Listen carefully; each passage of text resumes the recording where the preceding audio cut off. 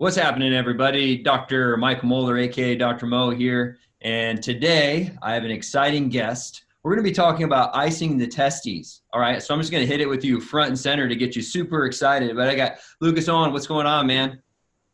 Dr. Michael, I'm good, man. I'm really good, man. I'm super pumped to be here and finally get a chance to chat about the things that we love. So yeah, I'm Yeah. super. And so we've connected several times over social media. I've seen his work. He's seen a little bit of mine. We're like, man, we got to get our brains together here and talk about some of the awesome stuff in men's health. So, Lucas, do you want to give people just a real quick background on yourself and what you like to do? Sure, man. Yeah. Yeah, currently working with athletes and people that basically want to optimize physical and mental performance. So, I mean, I started out my career studying exercise science.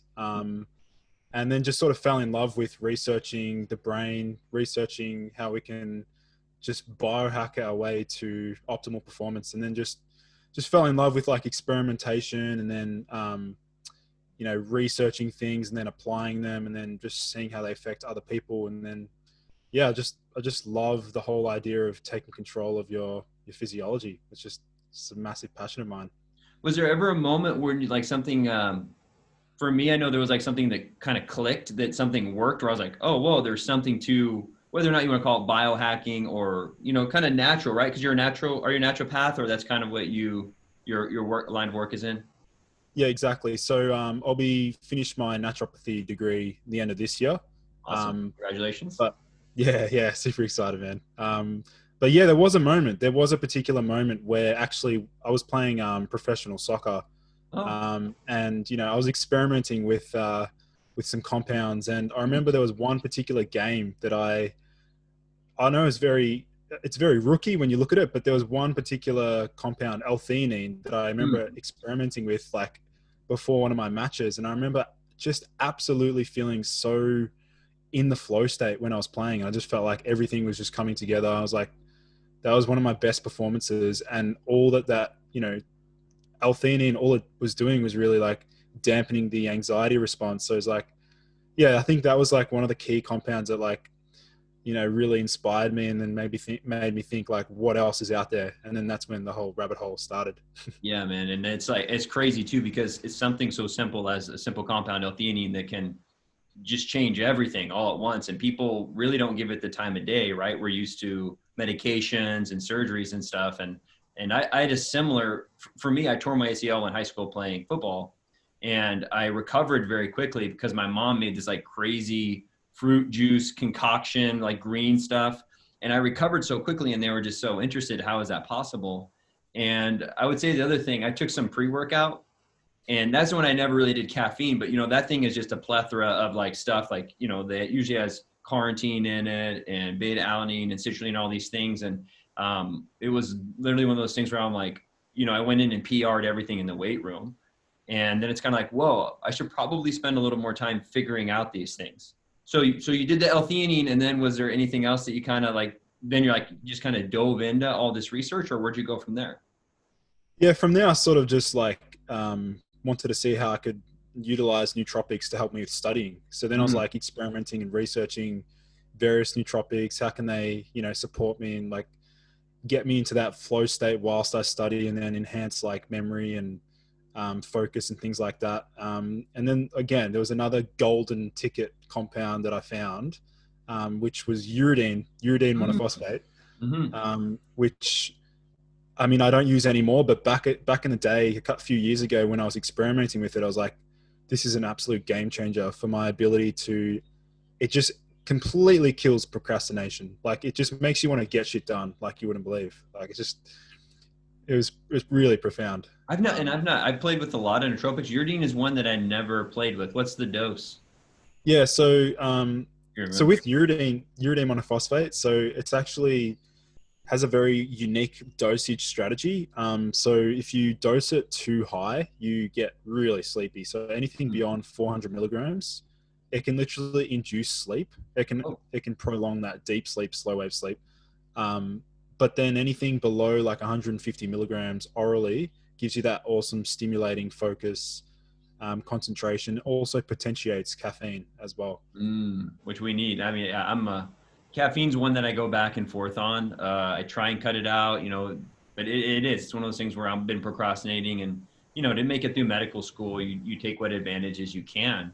And it's crazy because the world that we live in now, and we'll definitely talk about this, like with testosterone, we're just like, we're in a space of everything that's kind of fighting against you. I actually do a lot of testosterone replacement, and maybe we can talk about, the actual, doing the medication versus doing things naturally.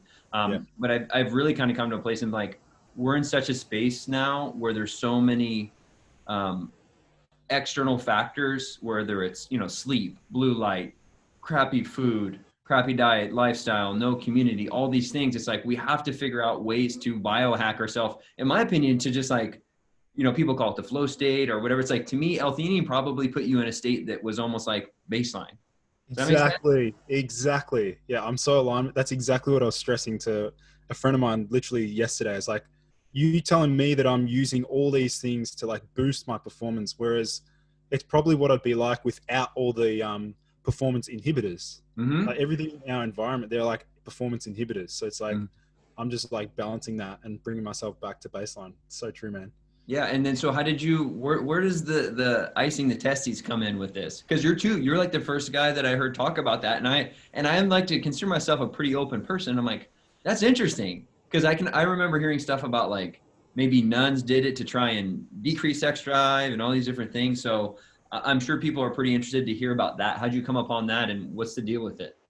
Yeah, I know. At the start, I was sort of like, right, this is all just bro science. Like, oh, yeah, Yep. in these bodybuilding forums and things like that. And I came across one guy who, he just documented his experience. And then I did a little bit of research on PubMed and analyzed some studies. And I was like, right, there's literally nocturnal scrotal cooling devices literally designed to boost fertility.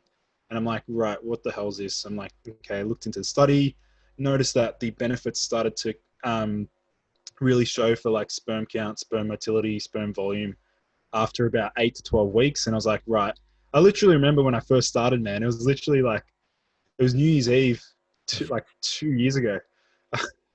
And I remember just literally just, 15-minute session just before bed. And I was like, right, the morning wood was stronger than ever. Like, this is good. This is good stuff. And then, just started experimenting with that before going to the gym. And I remember just feeling like super amped, super G'd up. Like, it just sort of gets you like fired up a bit, similar to how you feel from an ice bath. But yeah, and then I sort of just branched off and then prescribed it to a bunch of like a lot of my friends and things like that. And they were all coming back to me reporting saying, hey bro, like I'm getting erections all the time. Like I'm feeling really good. And it's like, all right, so I know it's legitimate.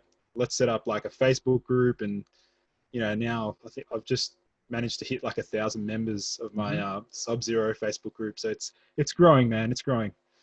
Yeah, I know. And I enjoy that. I'm in that forum, and I see some, and again, it's one of those things, people will put forward some progressive ideas, and obviously that's how we make any changes in the world. And to me, it makes sense. Like, we know cold therapy does so many great things for the body. So why not go straight to, the source of testosterone? So, and I don't know, are there any real studies on testosterone at all? Or have you personally looked at your levels? Did it do much? And Yeah. I personally, I love science, but at the end of the day, to me, I'm about results. I don't care. I don't care if placebo, cures cancer. Like, it cured cancer. I don't care about the mechanism. I do. It's important to know about the mechanism of action. But if a patient comes to me and they're like, I can't get morning wood, I can't have, I can't perform sexually, and then they ice their testes and they're like, yeah, I can do it, and there's no science. I'm like, it's working. Isn't that, you come to me as a doctor to help you get through things, and it's working. Like, that should be the end of the conversation sometimes. Yeah. But 100%, man. I'm very much aligned with that. Yeah. Well, to answer that question, there literally are no studies documenting an increase in testosterone. Because I mean, I don't even think they've performed a study where they can yeah, even like. Anyway, so you're going to make money off of it. It's a problem, right? yeah, Like, who's going to conduct that study? I think it'd be interesting, maybe, personally, maybe I'll do it myself. I'm that kind of guy, like, with different supplements, and like, I'll just try myself, because I've actually, for full disclosure, I've done TRT. So when I was in school, even at 23, when I moved out to start medical school, my testosterone was in mid 400s, which really isn't great. And my free was like at 9 or 10. And I've always kind of floated around there. So, you know, I've recommended TRT for guys if I wanted to try it out.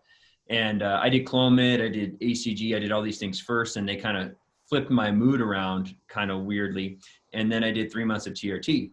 And then in that, I actually looked into a sperm donation place because I want to look at, you know, my counts. I want to see how this is affecting and if it's what people say it is. And yeah, I mean, my counts were, and I know I did just a visual sample in school to see that my counts were good, things were moving. And then here recently I did it and it was like down 95%. So that's from TRT. So it's true, you know, like it's one of those things you read about. I'm like, I've experienced it. So I've been off of it now for like 2 or 3 months. And then I'm going to do another sample because like you're saying, 90 days sperm gets created. So just kind of experimenting on myself at this point, and deciding whether or not to that. I don't know if you've ever looked into, they have like sperm banks where you can, you know, store your sperm in case you want to have kids. So it's like $100, a couple $100 a year or something. But you know, in the world we're living, like another thing, sperm counts. We know that they're just decreasing so much. And as guys, as we age, you get chemical exposure, you get all kinds of stuff like that. So exactly right, man. With the sperm banks there was actually, I came up with it was a pretty funny idea. I don't know if it's, don't know how many guys would be interested, but I thought of having like a sperm count competition. I mean, dude, I bet it would work. I think people would go for it. I jump in on, I mean, there's nothing, it's just like testosterone when I'm measuring levels with guys, there's so many times that guys, you know, oh, my level's 700. I want it to be 1,000, you know, it's like, it's just a number, bro. Like, you know. Exactly. So then you got into ice in the testes. Any other thing that kind of drew you into the testosterone, as far as natural treatments, things that you believe in, or you think that work well? Yeah, actually there was, you're familiar with lion's mane? Yeah.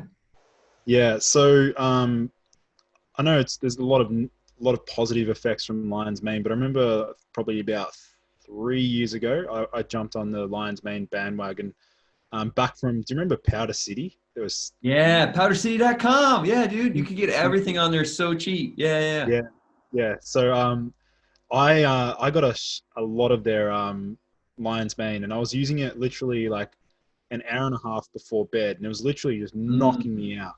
Just completely just knocking me out. I'm like, right, this is interesting. And then actually like I think after about 4 to 5 weeks, I noticed that it was like literally just making me feel like dysphoric and like a little bit like it just smashed my mood and even libido as well. So then I started researching what's the mechanism, and then I found out that it's like a potent 5-alpha reductase inhibitor. You know, almost, I mean, not on par with Finasteride, but I mean, we know the dangers, and I'm sure you've seen in your clinic guys come in post Finasteride, like PFS, post Finasteride syndrome, and that's a space that I love researching, and I'm sure, like, what have you seen, like in your clinic? Like, I won't put anyone on Finasteride guys come in, especially, you know, for losing their hair. So anyone that isn't familiar, testosterone gets converted into DHT by 5-alpha reductase is the enzyme. And some of the theories, and it works for hair regrowth, you can block that. So some of the theories is this DHT can cause prostate problems, the acne, some of the negative stuff from testosterone. But unfortunately, like Lucas is saying, I've seen a plethora of guys come in with what's called post-finasteride syndrome, where it's just sex drive gone, erection's just gone. So I have like some friends my age, like, hey man, I'm starting to thin. I'm like, do I try that out? I'm like, dude, you can take my hair off my head before you take away my manhood. Like that's just kind of and if it's only like, it's like 1 or 2%, but it's still like 1 in 100 or something. It's pretty high. Which is also, I think, something important that you bring up, that people think because things are kind of natural that there's no side effects, right? I think you and I, one of the first things we ever talked about was ashwagandha, right? Didn't you had it? What was your experience? Geez, man, my Medium articles are now gone viral, like explaining how that ashwagandha, and we'll link it in the show notes for the listeners, how ashwagandha can induce anhedonia and like numbing of the emotions. And, you know, I looked into the theory behind it, and you could look at it from a traditional point of view, which is like, we know it's like adaptogenic, low stress. But maybe it's lowering stress too much for some individuals, right? Like for me, someone who already has very low cortisol, you know, analyzed by the Dutch test. For me, ashwagandha is like a no-go zone. That will just suppress everything, like my energy. I feel blunted, and even, I mean, I'm still trying to figure out the exact mechanism, and I'm doing a lot of research into like this whole blunting of emotions, blunting of pleasure, blunting of like emotional depth and Mhm. capacity. Um, which I think, did you have an experience with it? Was it cerebrolysin or I had a bad, I didn't like cerebral lysin. It made me feel terrible. I mean, ashwagandha didn't make me feel good either. I kind of took it for a little bit and I thought it was doing okay. And then, yeah, I've seen, I think it works as a minor SSRI too. And, I think it's just important to mention that even natural things, we're messing with the biochemistry of the body. And in my experience, I think what people underestimate the most is the mindset of people and how that affects the world. Like, reptilian brain wise, you graduate from school, you get a girlfriend, you get a job, you make money. It's like we get dopamine and serotonin kicks. Your soccer team wins a game. We see that testosterone, dopamine, serotonin go up. Mm, And so you have to take that on for an individual on top of a person taking ashwagandha. And, like people are depressed, like, well, we're just giving them an SSRI and increase their serotonin and make them happy. It's like, we don't understand the flux of how all these things kind of run together. And I don't know if you've looked into much into the MTHFR mutation stuff, COMT mutations.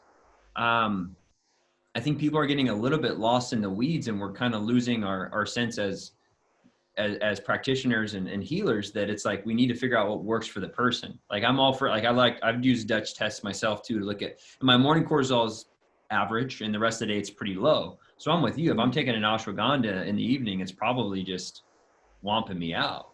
yeah. So and cerebral lysin peptide supposed to increase brain drive nootropic factor. It's even stronger than it supposedly, but when I took it, it gave me like extreme anxiety.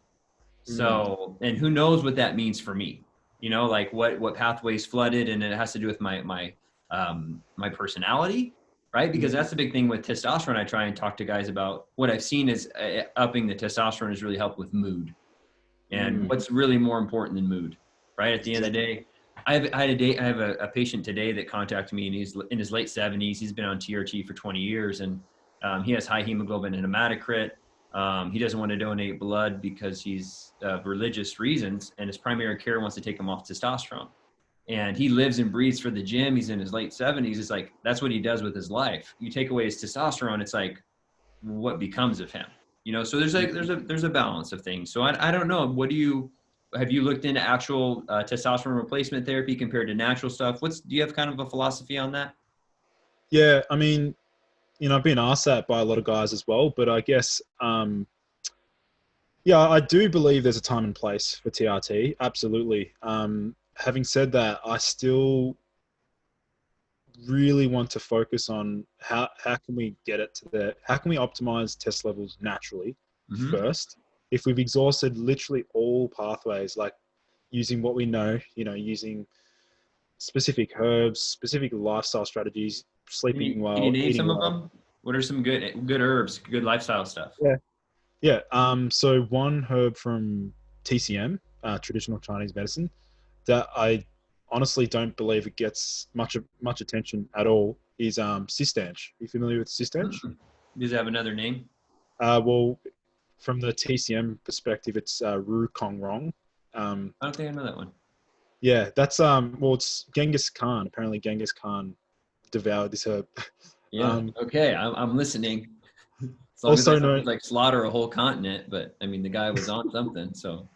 yeah, also known as Cistanche in your pants. That's the All right, all right. You got my attention. yeah. Do you So know dose on that or anything to watch out for? Or? the only caveats with Cistanche is it's potently a kidney yang tonic. So Mhm. it's quite like warming, and also it probably wouldn't be great in summer, unless you balance it out with like some mild kidney yin, like kidney yin restoratives like goji berries or asparagus. Eating yin boosting foods. There's I'm going down a different rabbit hole, but like TCM, I like to delve into TCM every now and then. Yeah. But it's interesting to see their perspective on the body, and then matching in when they say kidney yang, when it supports kidney yang, what they're really meaning is like, right, adrenals, that they're meaning the battery pack, like the life pack, and the androgens as well.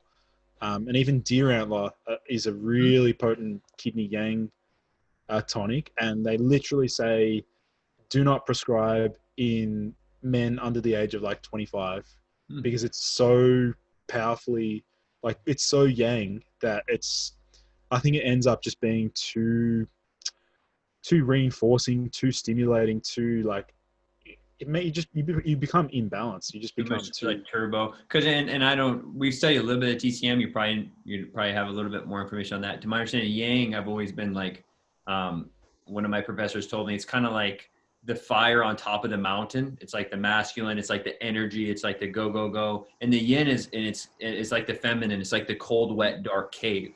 And you kind of have the balance. And what you're saying is if you it's almost like putting the turbo on the kidneys, which would be good with someone maybe who has like kidney disease or someone like Yeah, GFR is low maybe. So it's like, let's turn these babies up. But if you're 25 and you're wheeling and dealing at 1200 total testosterone, probably not the best time and place. yeah, yeah, exactly. Fair enough. Mm. So we've got Cistanch, so Cistanch, deer antler, Forscolin's quite, Forscolin hits a few things at once, getting that thyroid boost, you're getting the free testosterone boost aspect to it. Although, the studies were done in like overweight individuals, it's still, a lot of guys experience benefits from it. And the other benefit to Forscolin is that it actually lowers net serotonin. And that's a whole nother like, I was gonna say, was that sounds like a bad thing. yeah, Again, right? Bad thing, low serotonin. But if you're, what does that mean? You're just saying someone has too much serotonin, you just need to balance it, or well, exactly. Well, with so we know that serotonin rises alongside prolactin, estrogen, and cortisol. So the three key stress hormones, serotonin seems to at least activate or increase alongside these hormones.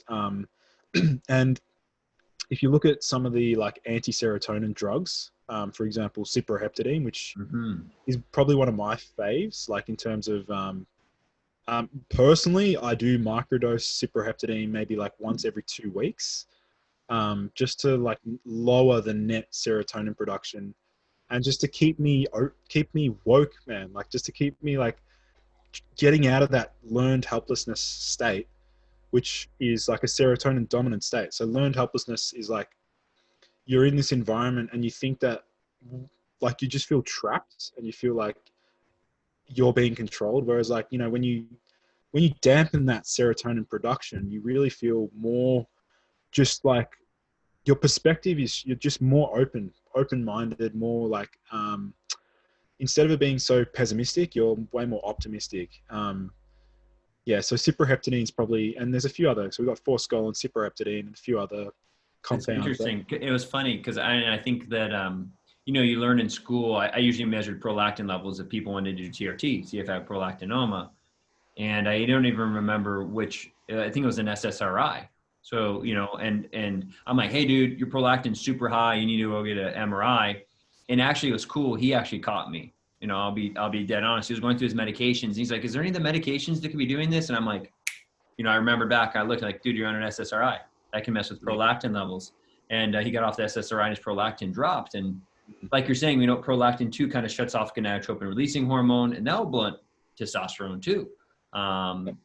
So, and it's interesting too. We live in such a society. I don't know what it's like. Where are you at? You're in Australia, right? What They're part? based in Melbourne. Melbourne. Yeah. I mean, I'm in Southern California, and I don't know how much better the news is there, but the news here and the overall vibe right now with the COVID, and you guys had all those wildfires. It's like, you can't, what we talked about earlier, it's almost hard not to live in a state of fear when that's all you're being told everywhere. COVID, the economy, now we have all the, with the protests and the injustice and all these different things. It's hard not to live a life. And it just seems like we're being programmed. So in my opinion, I'm with you. Even if I can take a herb or a supplement that can kind of empower me to go out and take on the world, sign me up, man. So I might even try out the micro dosing thing. So Yeah, yeah. Cipro, I mean, Cipro is very powerful. And I mean, it was actually the very first antihistamine ever developed Hmm. by, it's like first generation antihistamine, and also potent. I mean, it potently suppresses cortisol as well. So, got to be super careful with dosage, and it's hepatotoxic as well, pretty quickly. Yeah. We'll watch out for that one. I'll probably do a little more research before I dive into that because, yeah, with everything kind of going on, I've been having rough mornings getting out of bed, so my cortisol is already pretty low. So I've actually Mm. been taking some adrenal cortex, which I really haven't done, but I'm just I'm playing with it. I do that and some alpha GPC and some CDP choline right when I wake No. up, just to kind of like get my brain up and rolling a little bit with everything going on. So Yeah, the adrenal cortex, I literally just started experimenting with the glandulars literally yeah, like a week ago. what do you They're think? pretty powerful, man. Like Right? for restorative action, I got one that's like a blend. So you got the spleen, thymus, and the adrenal, and pancreas, as like a synergy. Man, that boosted my appetite like you would not believe. Um, Interesting. yeah, the pancreas. I think the pancreas glandular help to like restore the exocrine, um, function of the pancreas, which is like digestive juices. So Yeah. Makes yeah, sense to me. I mean, have you looked much into carnivore and kind of the nose to tail and the eating, all that? Do you have any kind of opinion on that at all? yeah. I mean, when people discuss the carnivore diet, I mean, I was gonna have a chat with Paul Saladino. I Oh, was cool. trying to get him. I was trying to get him on my podcast, because there's a few things. There's a few things I'm very, I want to question, and I really do believe that the majority of the benefits that people experience from that diet is simply the fact that they're eliminating Yeah. the crap. Like they're Yeah. literally, Yeah. yeah, it's just Or the even food ultimate. sensitivity too. Like you could be eating tomatoes your whole life and then you get rid of them. You're like, it's because of the meat. And it's like, well, Yeah, exactly. However, there's a few things that I want to challenge. For example, um, I don't believe anyone on a carnivore diet should be on a carnivore diet if they've got sluggish bile metabolism yeah. or sluggish bile production. It's like, Um, all right, if you're going to go on a carnivore diet, then what are you doing? What bitter herbs are you also taking alongside that to support bile production? Like, how are you getting things moving? I know he debates that fiber is not essential, yeah. but man, like from a naturopathic point of view, like short chain fatty acids, like we know what they do and we know the benefits of them. So I'm just wondering, like, we'll see in 5 years from now. Yeah.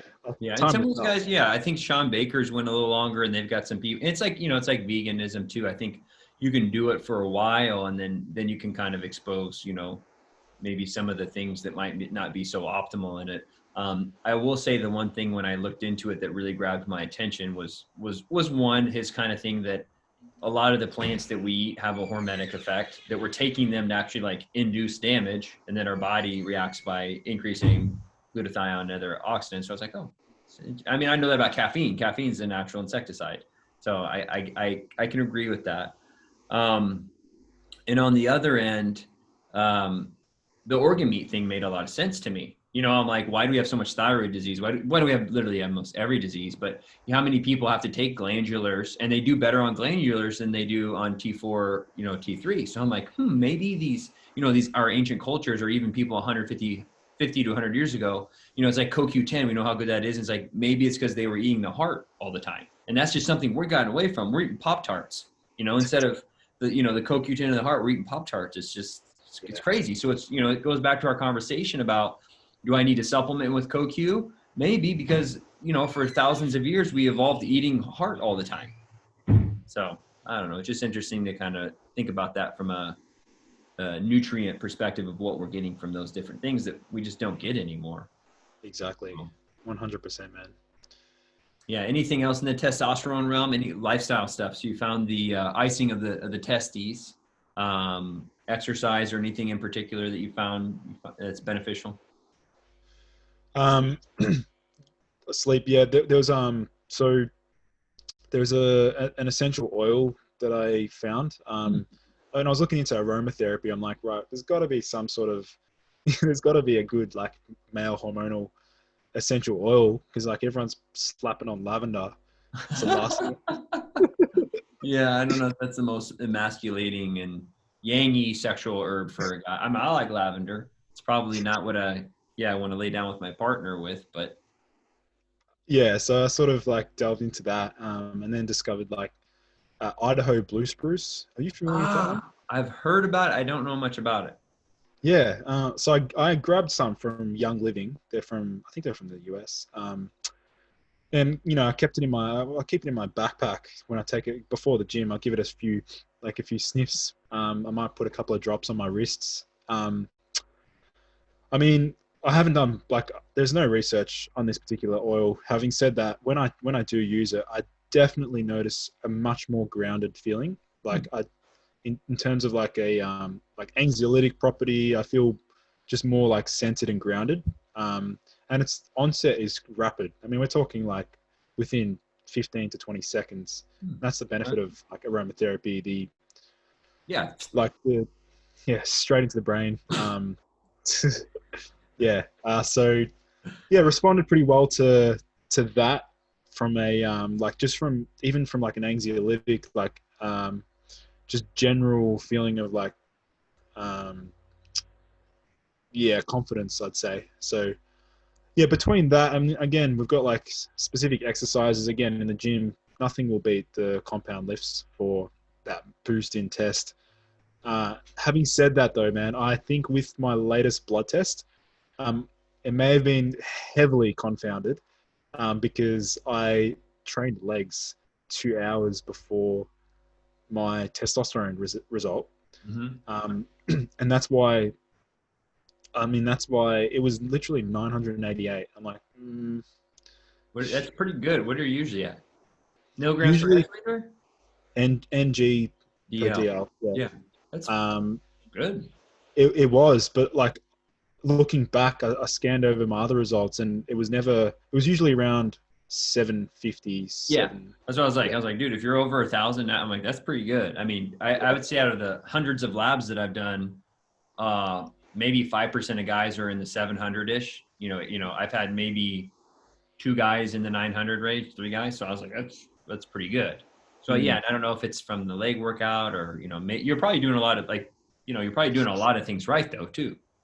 Oh yeah. I mean, I try to, I'm always experimenting. I think, just, I mean, I got a whole stack. I was on a particular stack at the time. Um, even like, even just simple things like Tudka. Are you familiar with like Tudka? Mm-mm. The liver, it's a bile acid. Mm. Um, yeah, similar to taurine. So it's Okay. like yeah, I was dosing that quite often as well, leading up to that blood test. I don't know. I know it protects the, endoplasmic reticulum, so it's protecting like the testes in some way. So whether or not that contributed, I don't know. But again, man, I just love experimenting and just seeing what works. And what works for me may not work for you. And that's the other thing, like you said before, the individuality, like it comes back to that. It really does. Have you played with I've not done it, the is it pine pollen or something? You Yeah, yeah. have you done, I've just like the idea of it just doesn't make the biggest sense to me because it just like I don't know, it's like tree bark almost. You know what I mean? Like what do? You put this, is it capsule or how do I think it comes in powder? Well, the best administration, like the best form, is like tincture, Oh, it makes sense. alcoholic tincture. Yeah, yeah. The powder's not as effective, but Lost Empire Herbs, they had like a guarantee, like 50. I think it's like a 20 grams of pine pollen per night, and then like Morningwood guarantee if you don't get Morningwood, money back. Jesus. All right. I have some patients that we could have tried that out on. That's funny. Yeah. I Um, mean, I guess it works. Otherwise, they'd be out of business, huh? yeah, it's pretty good, but I still think Cistanch is the number one. In my opinion, I think Cistanch is literally the number one male tonic. I mean, you've got a few others from Ayurveda. Mm-hmm. Like there's a few other little golden gems, but um, I mean, I'm sure you've seen clinically, guys have probably exhausted all of them, and like they've experimented with heaps, right? And they're still struggling, and then only until they get on TRT do they feel on top of the world and back to how they used to feel, right? Like, Yeah, okay. that was, and trust me, that was a frustrating thing. I'm a naturopathic doctor. Like that's what I went to school for, to figure out natural ways. And to be honest with you, a lot of my colleagues are the same way. Like, you know, just say me, I'm 30 years old. I come in, my T is 450. You know, I'm just like, hey, dude, you know, my libido's okay. It's not great. My energy's not that awesome. Gym isn't what it used to be. I just don't feel as fulfilled in life. You know, it's not like you're at 300 and depressed and suicidal, but I'm like, I can see that you're kind of teetering in that direction. So obviously, you know, if they're open to it, let's try some, you know, some ashwagandha. I like Panax ginseng. I Mm. like, make sure they have their zinc, magnesium before bed, and we try it out. But it was funny because so many guys, we have this term, at least some of my colleagues, about earn your testosterone. Like the guys have to do everything right. You got to sleep, you got to eat, you got to exercise. And I'm like, after a while, I figured out if a guy's T is 300 and he's like 55 years old, he's not going to do any of those things. And so I was like, you know what, maybe I'll go at this backwards. Let me put him on T first. And he's like, you know what? I woke up, I was morning wood and I had an energy and I went to the gym and then I ate a little bit better. So it's like, to me as a practitioner, I just got to figure out what works, you Mm. know? So, and that's why, you know, and a lot of people like you and I just like experimenting on myself with different things. I mean, that's why, I've done ACG, I've done Clomid, I've done enclomiphene, I've done TRT, I've done a lot of the different peptides, which aren't particularly for testosterone, but some of the GH analogs and stuff, just Yeah. to, yeah, because there's crossover, right? Like with the way growth hormone, testosterone, and serotonin and dopamine. So for me, and that's why, to be honest, caffeine's still one of my favorite because it just seems like it hits all those things for me. It gives me energy, boosts my mood, gives me confidence, and it can kind of slide off in about 6 hours, you know, if I need Mm. to sleep. And everyone's different. You know, you might have a COMT, MTHFR mutation where it makes you anxious, lasts longer. So just kind of figure things out for you. So, and then, yeah, so Yeah. you're in this like TRT optimization realm. Anything, what about nootropic wise? What do you got going on over there? Anything coming down the pipe that might be new and exciting, or? Yeah. I mean, I've had some pretty remarkable experiments. One in particular was bromantane. Are you familiar with that one? Romantine. Yeah. Yeah. Does it go by, is it one of the B vitamins and it's like altered? Oh, I think you're thinking of benfotiamine. Yes, right. Um, You are right. bromantane is the very first synthetic adaptogen developed. Oh, I don't know Um, that one. Yeah. yeah, that one there is like they classified as like an acto protector. Hmm. So basically, like it literally just means the Russians were looking for a synthetic adaptogen. Crazy Adaptogen. Russians. They put it in their vodka. Oh, sorry. Is So, that cultural appropriation? I'm half Polish, so I can say that. Never mind. that's all right. Um, and so they also gave it to their military and also their astronauts as or like their cosmonauts as well. So I mean that's like a it's banned in WADA, like banned by WADA. It's been used by it's been abused by that many athletes. And obviously I had to get my hands on it. I had to try It's banned by everyone possible. I want to try that. it. And geez, that was like yeah, very very profound. And what was very weird about it was the onset was literally 6 hours later. I was like, I had it in the morning. I'm like, remember going to the library. You know, it was like I went to the library. It was like 9 a.m. Went to the library, like stayed to like 2, had some lunch, finished lunch, came back in, studied. I'm like, right, where's the 3 o'clock slump? Oh, and like, right, I'm starting to really pick up at 3. I'm like, I got to get back home. I got to do a workout. I'm feeling too good. I got to Wow. go train. And and that workout was literally, it was insane, man. Like I literally felt like I was Superman. That workout was just, I'll never forget it. Um, and then what was weird about it was that like that night, I remember sleeping literally 6 hours, waking up feeling insanely like rested, recharged, and like buzzing with energy. I'm like something's not right here. Like this is It's too good to be true, man. That's what sucks. That's really what sucks is when you find stuff like that. I don't know if you played with like psychedelic stuff. Like there's always a back end of it. You know, that's why I try and tell people like there's no biological free lunch. I think there's an ultimate way to raise the level, but if you're here and you're up here for a little bit, it's really hard not to slide back down. exactly. Well, actually, just touching on that whole boost up to and then boost down. Something I've been looking into is like deliberately boosting yourself, deliberately making yourself worse to get better. Oh, what is that? Dopamine fast? Well, dopamine fasting, but also like low dose naltrexone, Yeah. Mm-hmm. like anti-op, or like literally making yourself feel like shit for 3 days. But you know that like on day 4 and for like the rest of the next 2 weeks, I call it like the snapback phenomenon. It's something I want to delve into. It's like, right, everyone's taken all these things to make them feel acutely really good, or like they want a booster that, you know, things like caffeine, things that actually do make you feel good. But then like it does drop you down a little bit below baseline. Instead, what about you literally plan to feel like shit for like a day? It's like, you know, it might be a Sunday or whatever. You wake up, you're like, I can afford to feel like shitty like today. Yeah. But I know that when Monday comes and Tuesday and Wednesday, I am buzzing. So I'm sort of looking into like kappa agonists, like specific like opioid, like dysphoric things.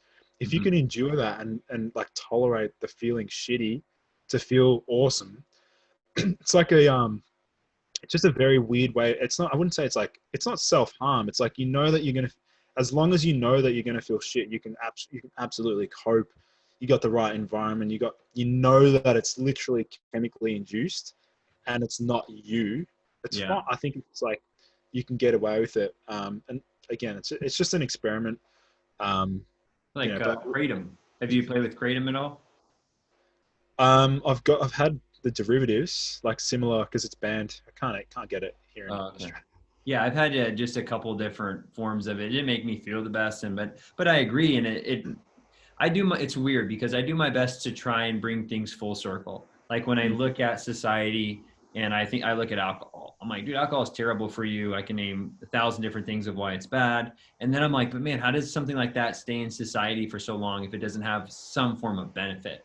You know, like there's got to be good and a bad. And it's very interesting when you brought that up. I thought about like hangovers, you know, like when you have a real bad hangover and you just feel terrible.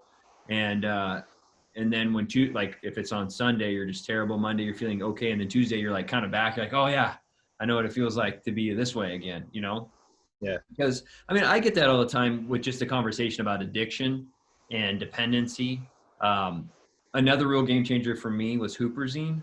I don't know if you Yeah. ever had like, it was one of those ones where I'm like, dang, like this stuff, like mental clarity was there. But now it doesn't, I get like even fasciculations if I take it now. So it's really weird that yeah, like a little bit like I'll be sitting, my arm will just kind of tick or something. Yeah. I like really get ticks everywhere. Yeah. Especially if I'm doing like, well, what's crazy about that is I bought some powder off powdercity.com and I thought it was milligrams and not microgram dose.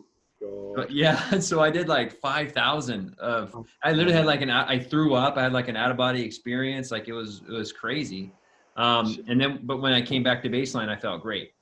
You know, Yeah. it's like one of those things. So, um, and it's weird, but when you look at society and when you look at alcohol, there's a reason people use it on the weekend. You know, GABA to kind of relax, and because it's just so society's just so anxiety driven. At least, like I said, I'm in Southern California, and I moved here from Illinois, which is in the Midwest, a small town, 3,000 people. So to move from that to here is like it's very palpable. Like I went to Maui last summer for a week. And when I came back to Southern California, I was just like, you just felt like a swarm of bees when you get into LA traffic. It's crazy. So no wonder people like pound down a half a pint of vodka on the weekend, you know? So Yeah. Yeah. That whole space of like, you know, what do people use before they go out or like drinking alcohol? Like I've oh yeah. always, yeah. The whole, like that whole like anxiolytic, you know, how can we design, I've been looking into stacks literally designed to, you know, alternatives to alcohol. Like I can literally put together a stack that will literally mimic the effects of, if you know what you're doing, like with, you know, using compounds that we know that are GABA agonists, or, you know, there's a particular herb that I've used from Brazil, which you may or may not have heard of it. It's called catuaba. Mm-mm. I don't know that one. And this is literally like, it was part of a formula that I put together. But this is like a powerhouse for making you feel like disinhibited, as in like you literally go out and you got to be careful what comes out of your mouth, because you're literally just like literally there's no inhibitions. You're literally just talking schmack, talking shit like the whole time. True serum, huh? It can be and it just sort of turns you into like a joker as well. Like you're way more sarcastic and just more chilled and less stuck in your head. Yeah.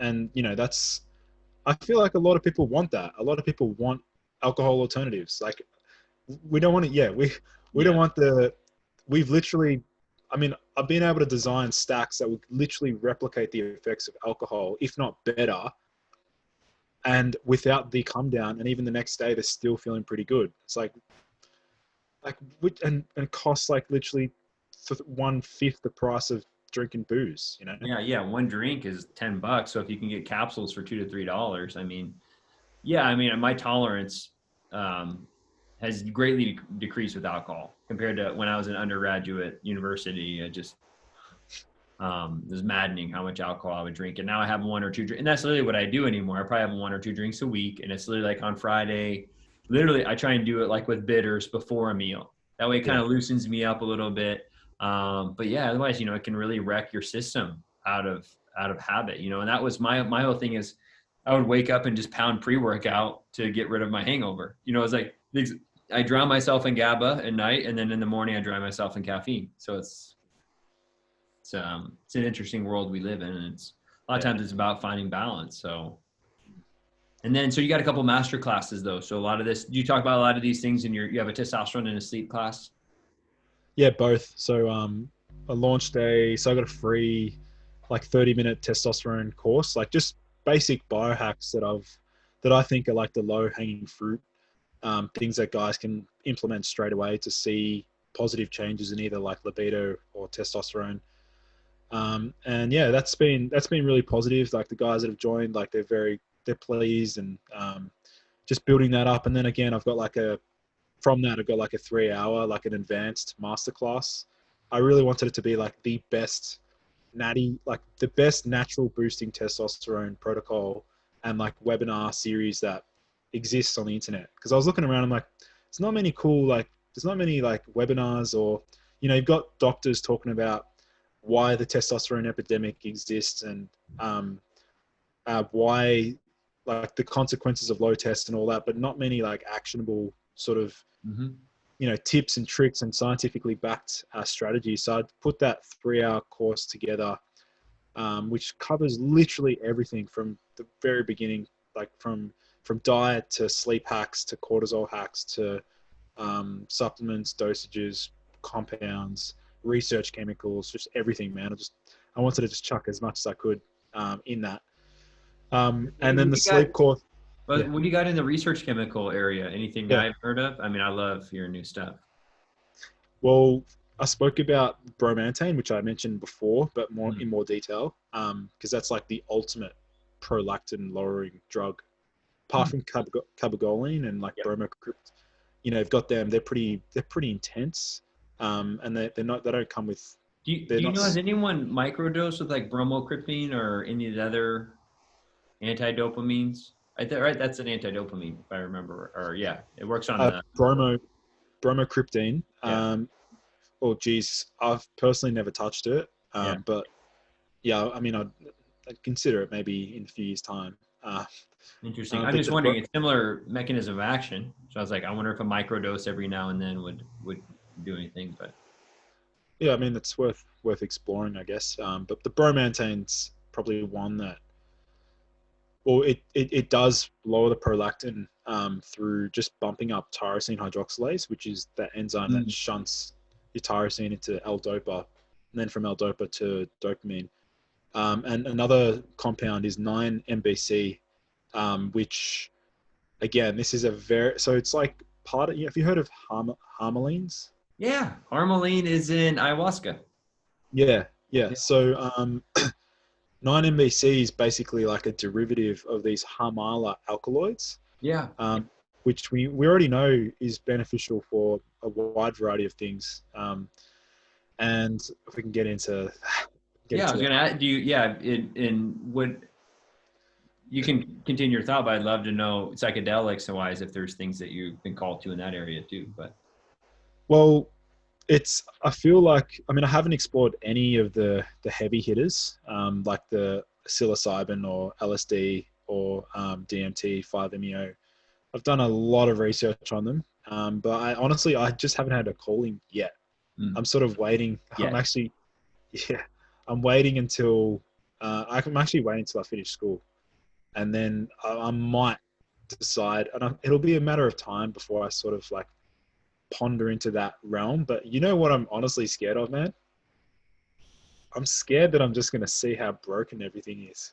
oh, bro, that's part of it, dude. That like, but it's funny you bring that up, and I don't know how much, if you look into Carl Jung and if you really like the psychological angle about everything. So I've done a lot of plant medicines, and to be honest with you, it was probably a year ago the last time I did ayahuasca, and I've done it legally every time that I've done it, and oh, man, there was a the place that I was in, the military was close by and they were dropping bombs. And we took our first like a little bit of sip outside, and then we went inside for the ceremony. And it gets real weird when you start talking about God and consciousness and the subconscious and everything. But I had like kind of a dialogue with myself, and I think everyone has this. This is when it gets weird about like schizophrenic and all these things. It's to me, I have like a left brain and a right brain. Like I'll leave the gym and be like, I'm going to go to the beach because it's like good for my soul. And then my other part of my brain's like, yeah, but you don't have food, so you're going to be hangry. So you need to go get food first, and then it's going to be too much of a drive to go back. Like I fight myself like that. Yeah. Yeah. But as I was sitting there, I remember like a bomb dropping, and this was last year. Even this was like before all this, things got really, really weird in the world with COVID and you guys had the fires and all this stuff. And I remember just like sitting there, I'm like, what is going on? Right? Like there's just so much different disinformation and so much confusion. I'm like, what does it want? Whatever it is, like this, I don't know if it's a negative entity or if it's like whatever it is, but it's like you should judge something by it. You judge a fruit by its tree. Christ talked about that. You judge it by what it produces. And I'm like, right now, our society is producing utter confusion and chaos. And so one can only think on the subconscious levels, like that's what it wants, whether there's an Illuminati, whether there's something in power. And I think it's good to have that thrown in. Like that was kind of the thing that threw in my face. And I'm like, okay, that's where, you and I are called to be healers and information gatherers. And it kind of inspired me a little bit. I'm like, dude, we got to get out there and like, round up the Braves. And man, it's like time to get out this stuff because things are about as weird as I've ever seen them. I mean, I've had a short life, and just kind of reflecting back over the 20th century, it's like things was actually, you go from World War I to II to the Holodomor to the Holocaust to the Vietnam War to all this other crazy stuff. So yeah, I trust me, dude, I'm with you. It's a very often intense experience. And I got drawn to it. Like you're saying, like harmaline, I think there's clinical studies showing that the alkaloids help with BDNF and like Alzheimer's, dementia, psilocybin, kind of the same thing. So Yeah. It's with the, I mean, the harmaline's just one like category, one class, but they know it. the 9-MBC is like, there's so many of these harmalines that are actually like neurotoxic as well, at particular dosages. But 9-MBC was one that they're literally studying for Parkinson's, like right now, and how it literally regenerates dopaminergic neurons. Wow. Similar to, geez, I don't know if you've experimented with ibogaine. No, that's one I haven't touched yet, but I've heard really good things about it. Yeah, I mean, that would be one hell of an intense few days, similar to like salvia. I've not done salvia either, and I've not really heard good things about salvia. Ibogaine, to my understanding, iboga, if you have an opiate addiction, I've had a friend that was addicted to heroin and did iboga, came out clean without any withdrawal symptoms, which is crazy because you have terrible withdrawal symptoms. It's supposedly just the ibogaine resets the mu receptors for opiate, just turns it off and on. It's like, what? It's crazy. Yeah. Well, with again, I've never experimented with salvia, but that's the whole rationale of feel shit to feel amazing.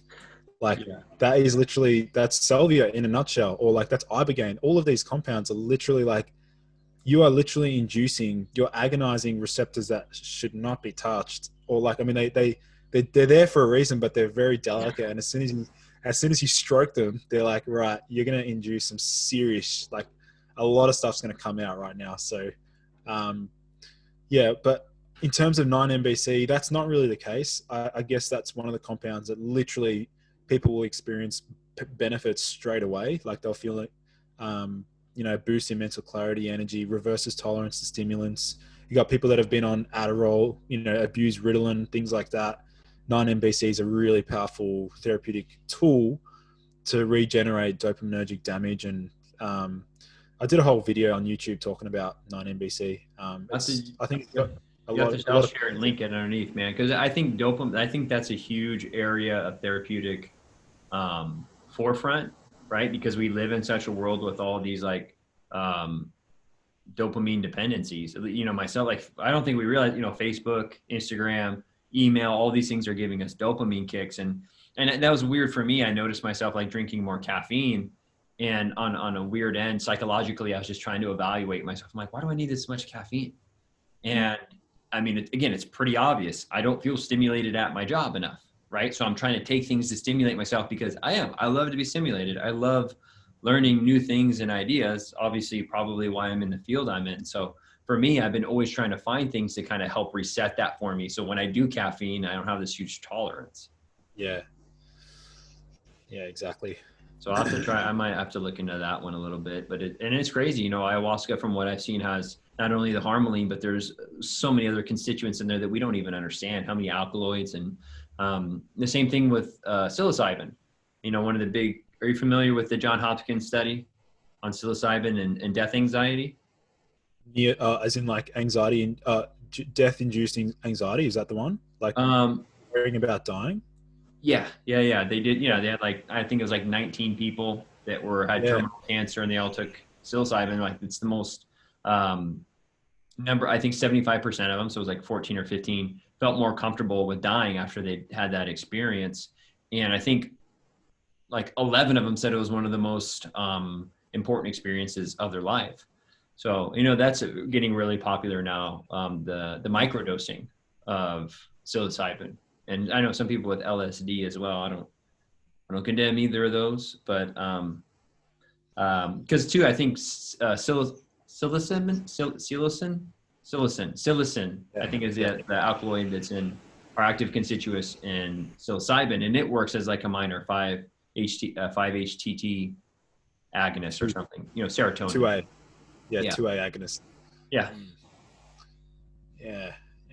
Jeez, it's another realm. Yeah. What else we got on this list, man? So, we didn't talk much about sleep though. Okay. So your sleep masterclass things kind of you played with over there. Yeah. I'd love to chat about one seaweed that I think is really therapeutic for sleep. Okay. It's called Eclonia cava. It's probably, I would say it's similar to, between intensities of like GABAergic, it's similar to kava itself, but also in between like kava and L-theanine. But basically, I mean, the reason why I like Eclonia cava is because instead of it being such a potent GABA agonist, it just acts as like a positive allosteric modulator of the GABA A receptor. So it just means that it's opening up that receptor for the endogenous GABA to bind to. So it's more sustainable. There's no tolerance and there's no down regulation. And the benefit is that the half-life is beyond 12 hours. And then the other benefit is that it's also stimulates alpha waves in the brain, which is similar to theanine and similar to how you feel when you meditate. And that particular seaweed, that again is one of those compounds where you wake up, and as soon as you wake up, it's so easy to just get straight into your work because you already feel just so rested and so like refreshed. And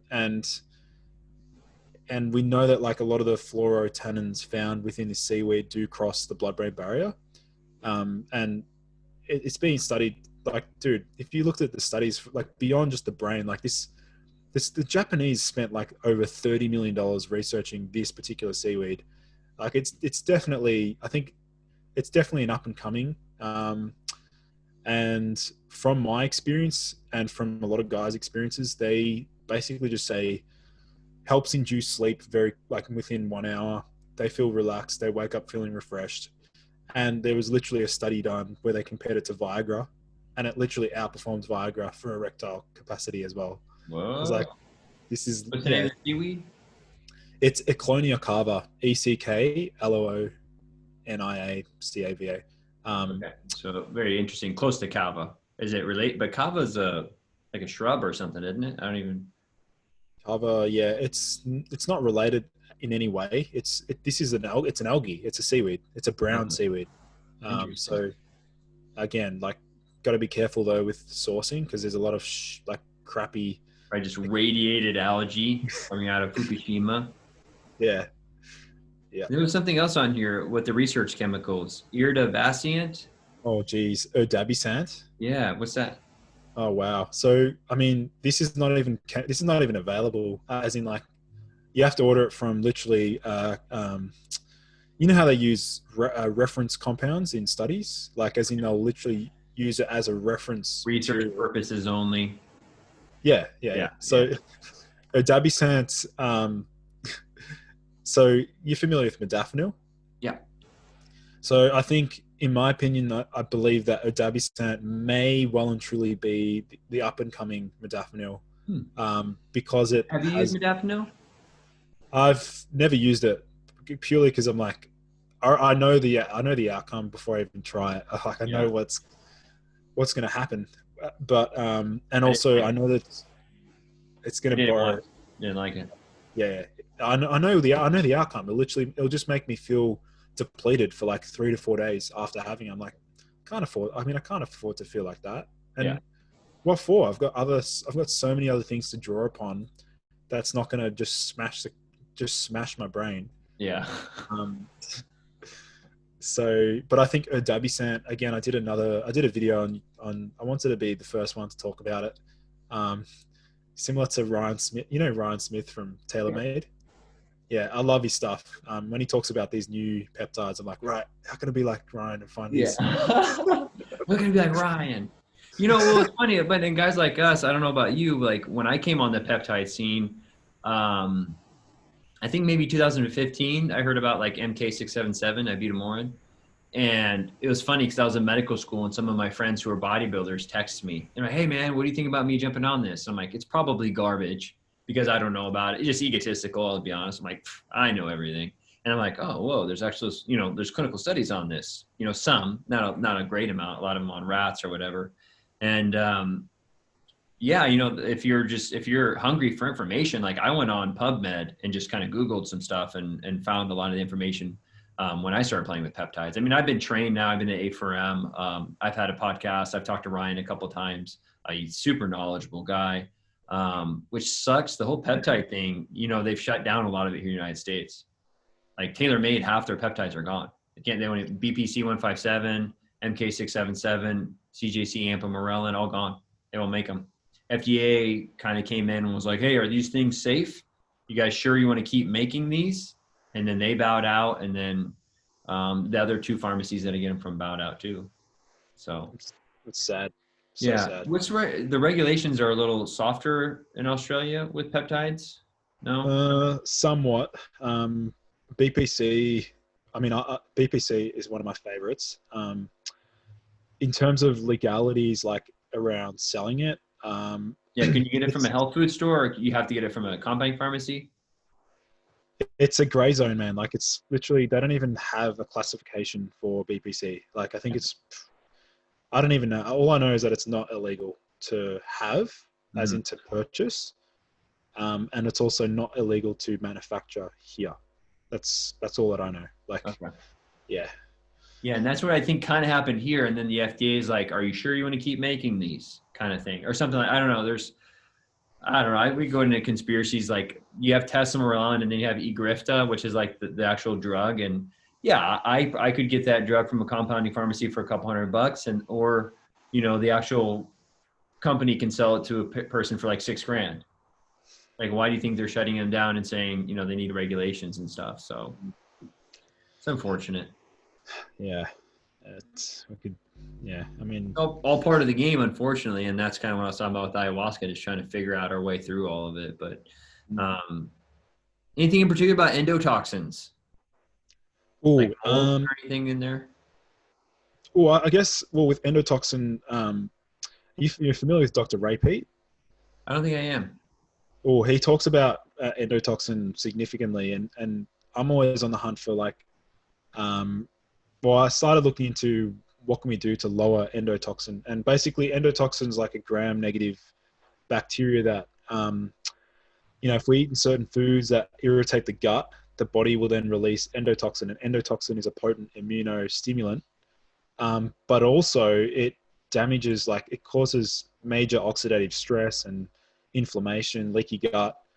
It messes around with cortisol production, serotonin, and this is the other thing. So endotoxin is like goes hand in hand with serotonin. So anything you can do to lower your endotoxin load, such as raw carrots, so like a raw carrot salad, literally after like a heavy fatty meal. For example, like that's another thing I'd like to chat with Paul Saladino about is like, if saturated fats are known to, I know they're awesome from a like hormonal perspective, but if you're having a lot of saturated fats, you're going to bump up the production of endotoxin. Yeah. And so what are you doing to PLAs? What's the PLA2? polyamine?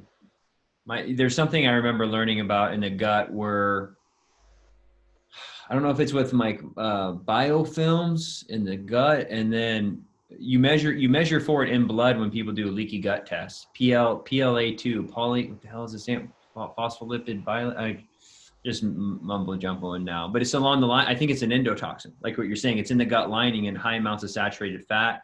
Something about the exchange with the bacteria in the gut drive it into the blood, and then it's an endotoxin to the brain. I could be, someone in Yeah. the comments will probably correct me, but Yeah.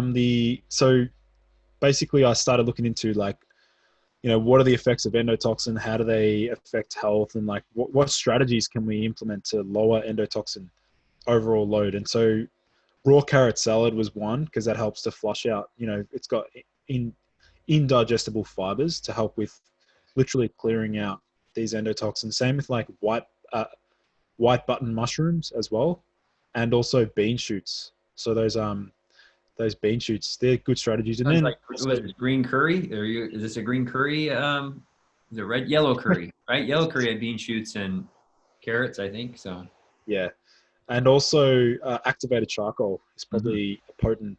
I had some last night actually. There you go. Yeah, yeah, it's good to lower the endotoxin. And then what I mentioned before, cyproheptadine to you Yeah. before, that's like potent to anything that supports bile production, or anything that sort of helps the bowel, like getting the bowels. It just comes back to our naturopathic philosophy, right? Like get the bowels moving. If you're not going to the toilet like once a day, defecating at least once a day, you're going to get an endotoxin buildup. And Yeah. so like from a naturopathic point of view, it's funny because like that's like the very first place that we start, like the gut. Yeah. So it's like if their gut's shitty, then let's work there. And then we'll see other systems, work their way back and correct themselves, sort of thing. Like, Yeah. I got a hot seat question for you.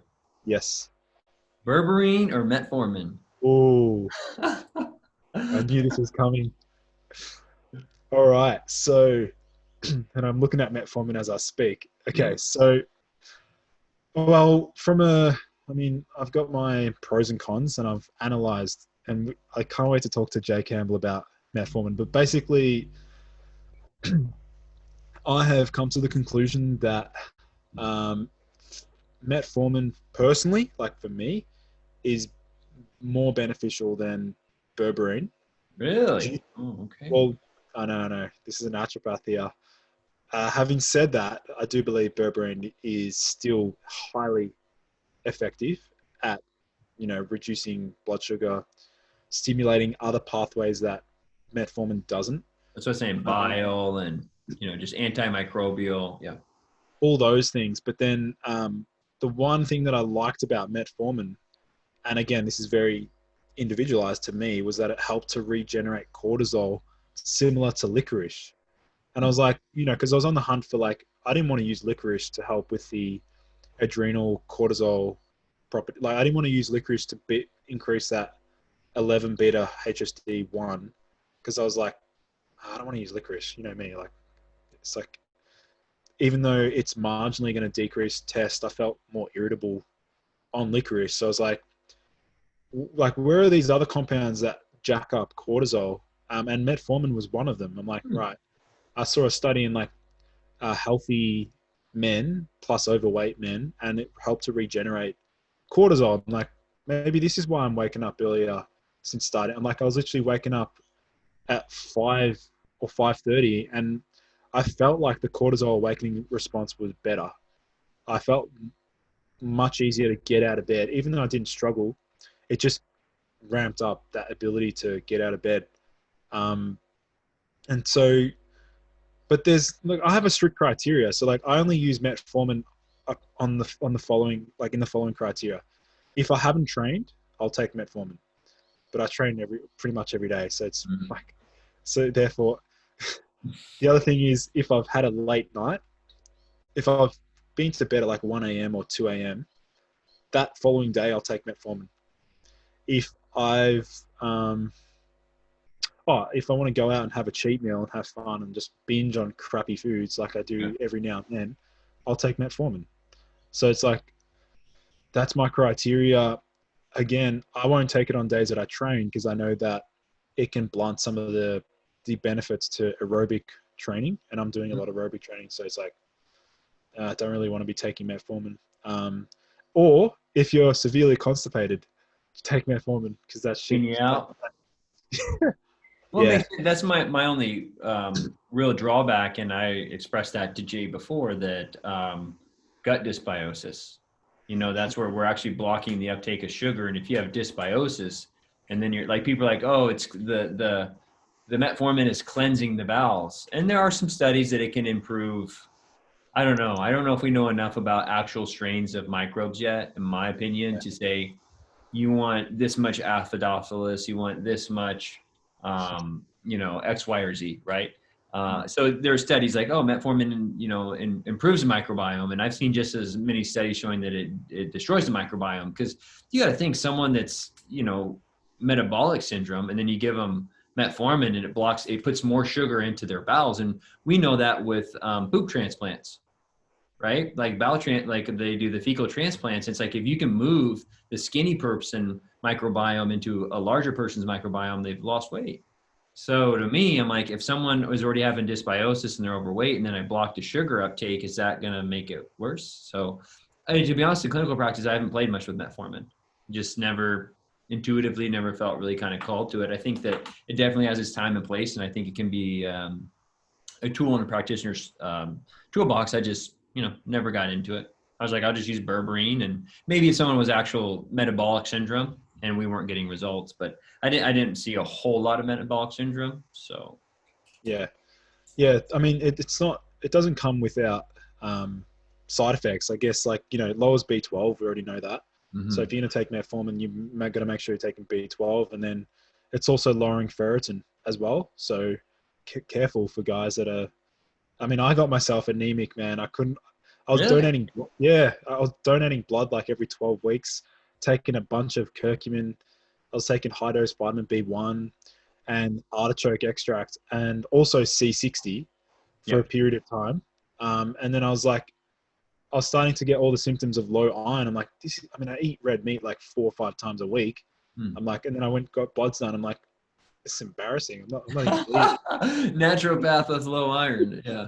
That's funny. That's weird, man. It's like anything. We all have holes in our armor, and we're all just experimenting. Well, but I'd heard too that